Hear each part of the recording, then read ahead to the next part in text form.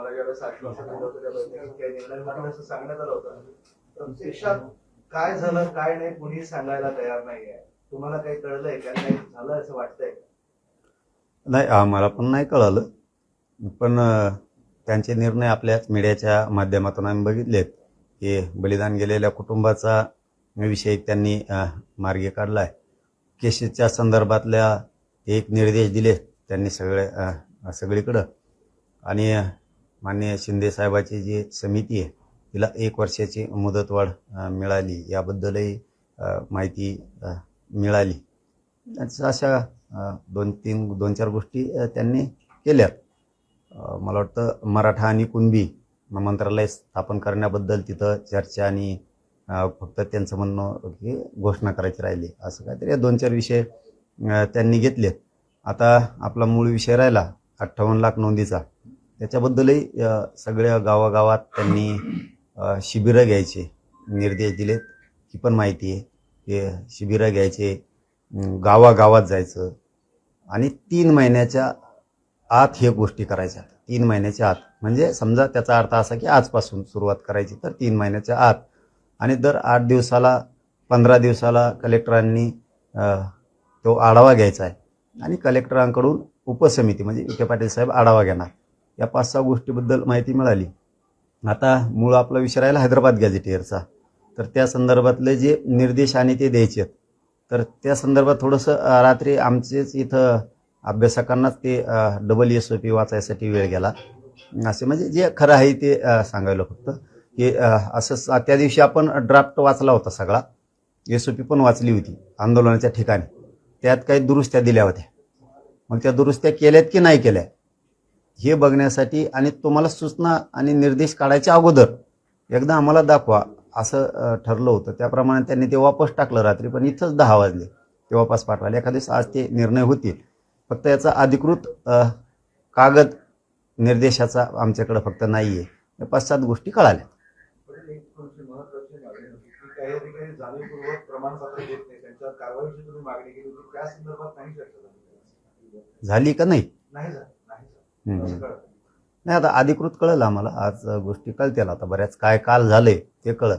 फक्त त्यांनी जे जे निर्देश सूचना काढल्यात त्याचा अधिकृत कागद आपल्याकडे नाही आहे, दिला नाही. परंतु माहिती 5-7 विषय त्यांनी हातात पक्के घेतलेत. ही पक्की माहिती आहे. कारण हैदराबाद गॅझेटियरच्या SOPच्या संदर्भातलं म्हणजे जे प्रमाणपत्र निघायला पाहिजेत त्याचे निर्देश देण्यासाठी जे अधिकृत सूचनेचा कागद आहे तो नाही आहे आमच्याकडे आणखी. आणि 58 लाख नोंदी निघाल्यात त्याच्याबद्दलचे निर्देश सूचना दिल्यात राज्यस्तरावर. याचा एक आमच्याकडं कागद नाही. म्हणजे जे आहे ते सांगितलं. आज येईल असं वाटतं कागद. तुम्ही सकारात्मक आहात बऱ्यापैकी. हा, 5-7 मागण्यावरती त्यांनी चर्चा केली आणि ती खूप उच्चस्तरीय बैठक होती. पहिल्यांदाच इतके कॅबिनेट मंत्री मराठा उपसमितीच्या बैठकीला हजर होते. सचिवापासून अप्पर सचिव सगळेच हे पहिल्यांदाच हजर होते. हे आम्ही सुद्धा बघितलंय. आणि त्याच्यातून असं वाटतं की सरकारनं पक्का आता मनावरती घेतलंय. फडणवीस साहेबांनी मनावरती घेतलंय आणि तिथं सगळेच मंत्री होते. शिंदे साहेबांचे पण होते, अजितदादांचे पण होते. आणि आता पक्कच मनावरती घेतलंय विखे पाटलांनी पण असं दिसतंय. मग आता पुढं असंच कंटिन्यू ठेवतेत का पुन्हा अर्ध्यात गेल्यावर काही ब्रेक लागतोय हे माहीत नाही. पण सध्या तरी असं दिसतंय की सरकारनं पक्क मनावरती घेतलंय की 58 लाख नोंदी ज्या मिळाल्यात मराठा समाजाच्या त्याचे सगळे कुणबी प्रमाणपत्र द्यायचेत. त्याच्या व्हॅलिडिटी पण द्यायच्यात. हैदराबाद गॅझेटियरचा JR काढलाय त्याप्रमाणे कुणबी प्रमाणपत्र सुद्धा वाटप करायचे हे पक्क मनात घेतलेलं दिसतंय असं कालच्या बैठकीतून त्यांच्या वाटतंय. कारण 6 ते 7 विषय त्यांनी मार्गे काढलेत. फक्त अधिकृत आपल्याकडं निर्देश आणि सूचना दिलेला कागद मात्र सरकारचा नाही.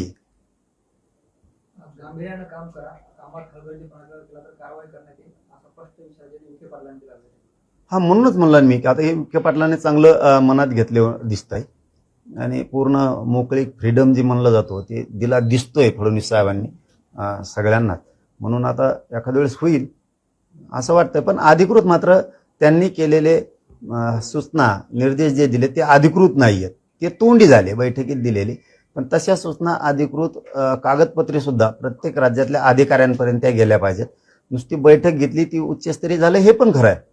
पण नुसतीच उच्चस्तरीय झाली आणि खाली काहीच हालचाल झाली नाही असं नको. ते लेखीच त्यांचे ते कागद निर्देश सूचना निघायला पाहिजेत सरकारच्या आणि सचिवांच्याकडून पण, दोघांकडून पण. तरच मात्र प्रेशर अधिकाऱ्यांवरती येईल. नसता त्या ॲडमिशन सुरू होतील पुन्हा. त्या टायमाला पुरा ॲडमिशन घेतील, पुन्हा व्हॅलिटीला थांबा, अमकच करा, त्रुट्याच निघाल्या, बाकीच्या त्रुट्या निघत नाहीत, मराठ्याच्या लगेच त्रुट्या निघतात. म्हणजे हे जर प्रकार थांबवायचे असतील तर सरकारला, मंत्रिमंडळाच्या उपसमितीला, विखे पाटील साहेबाला यांना कागदपत्रीच निर्देश काढावे लागणार आहे. आणि बहुतेक आज संध्याकाळपर्यंत ते कागदपत्र निर्देशाचे कागद येतील असं वाटतंय आमच्यापर्यंत.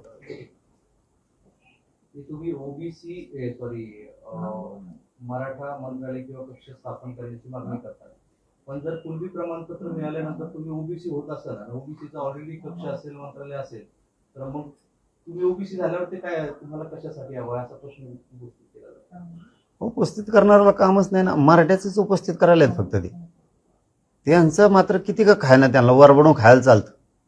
आम्हाला सारथीला पैसे दिले की द्या आम्हाला बी, आम्ही तुम्हाला किती दिले विचारलं का आत्तापर्यंत?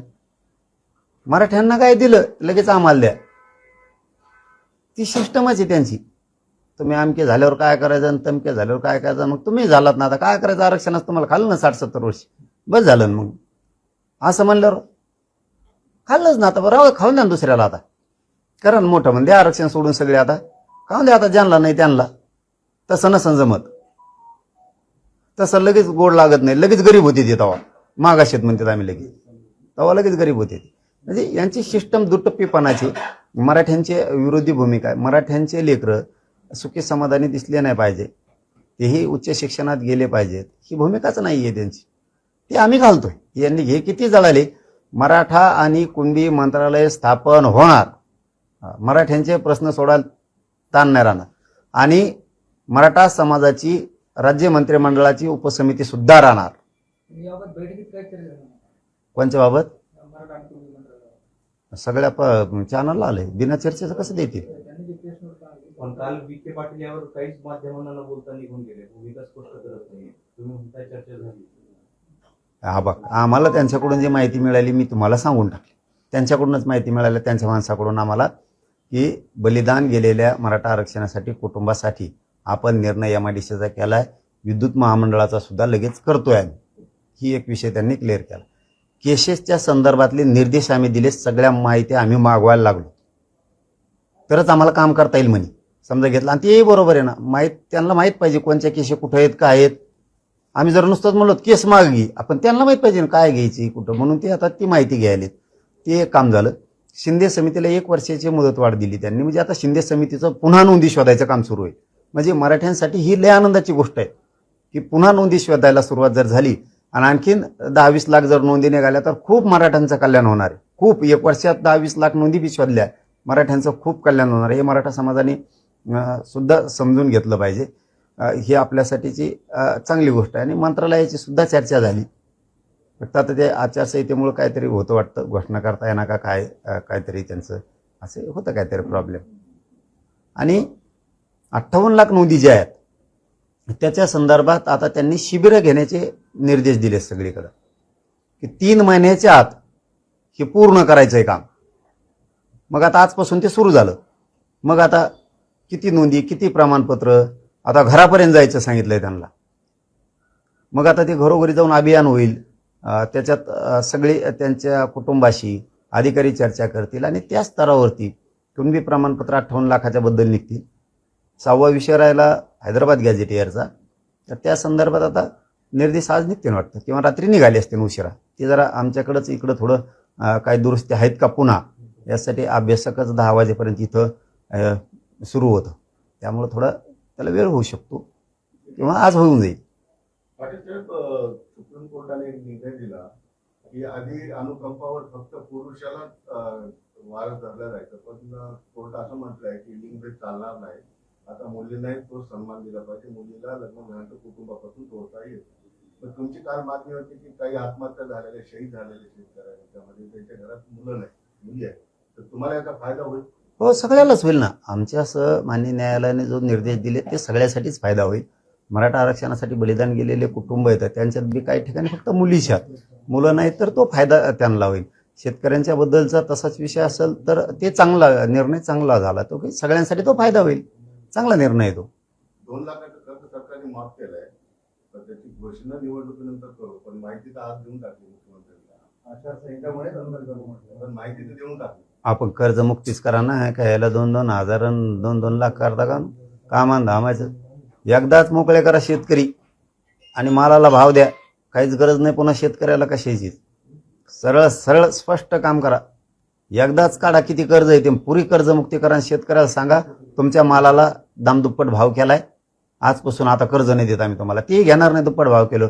कापसा जर 10-15 हजार रुपये भाव केला तर काय मागन त्यो. सगळ्या पिकात जर दुप्पट करत गेले काहीच गरज नाही शेतकऱ्याला कशाची. आत्महत्या करायची सुद्धा गरज नाही. म्हणजे तुम्ही जसं एकदा लाडक्या बहिणीला दिलं ना तसं एकदा पूर्ण कर्जमुक्ती करा, पण शेतीमालाला भाव पण द्या. तुम्ही नुसते कर्जमुक्ती करताना कापसाचा भाव येईन 2,500 मग हे असं नाही जमायचं. ते उलटं सुलटं खेळ करून ठेवतात. वाढवा सगळ्यात. शेतकरीच जगितोय देशाला, जगवा शेतकऱ्याला सुद्धा करायलाच पाहिजे. त्या लाडक्या बहिणीचे बऱ्याच लाडक्या बहिणी बाहेर काढल्यात आणि काही 14,000 दाजीने बी काढले होते वाटतं पैसे लाडकी बहीण होऊन. ते दाजीच्या मागा लागले दिसतात. ते म्हणले मी ते 14,000 वसूल करणारे पैसे. आता ती पण लाडकी बहिणीचं दाजी आहे ना कुणीतरी. अरे जरी दाजीना काढले असले 14,000 तरी ते बायको आहेच ना दाजीला, ती तुमची बहीणच आहे ना मग लाडकी बहीण. मग दाजीचे पैसे हाणायला लागले ना फडणवीस साहेब. काय दाजीने काय वाटलं केलं तुमचं एवढं की 14,000 दाजी सोडून द्या एवढी बार. राज्यावर गुन्हे दाखल व्हायची प्रक्रिया सुरू आहे. गुन्हे तर दाखल करूच नका, पण दाजी कोण घेऊ बी नका नाही एवढी बार. ते बहिणीला त्रास देणार आहो तुमच्या. मग अशी कशी लाडकी बहिणी फडणवीस साहेब तुमची. तुम्हाला वाटतं का बहिणीला त्रास हो. जाऊ द्या ना एखाद बार. दाजी असतो एखाद बार, एखादा आडमोठा दाजी असं. सहकारी अधिकारी आहेत ना, मग त्या अधिकाऱ्याला दोष द्या ना म्हणा. दाजीला कम दोष द्या. हे सरकारी अधिकारीच आहेत थेट. म्हणून मग ही सवत दाजी आहे का फडणवीस साहेबाचा पैसे घेतल्याला. हा ते अधिकाऱ्यांचा दोष आहे. अधिकाऱ्यांवरती गुन्हे दाखल करा. ते बिचारे शेतकरी गरीब दाजी निघणार आहे. ते आता 14,000 निघालेली गरीबाच्या मागा लागून फडणवीस साहेबाला काय मिळणार आहे. आता काही तुम्ही अपात्र लाडक्या बहिणी काढल्या, मतदान होच तर पात्र होत्या, मतदान झाले की ते अपात्र झाल्या. बरं ठीक आहे बाबा, काय करीनात का. दाजी तोवर दिसले नाही की 14,000 तुम्हाला पैसे घेतलेले. मतदान झालं आता काय दाजीला त्रास देतात. त्यातून नसतील बी आता ते तवाच उडीले असते. उगाच त्रास देऊ नका त्या 14,000 सुद्धा फडणवीस साहेब. बहिणी नाराज होते. बहीण नाराज होते म्हणजे का तुम्हाला त्या 14,000 दाजीच्या बहिणी मतदान नाही करणार पुन्हा. पांगन ती चिंता आहे तुम्हाला कळलं. चिंता म्हणजे काय मला दाजी चिंता आहे बाबा. दाजीचं मागं लागते उगाच उगान. दाजीनं काय केलंय.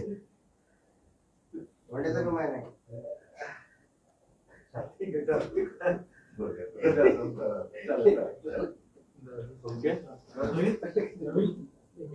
चलो धन्यवाद.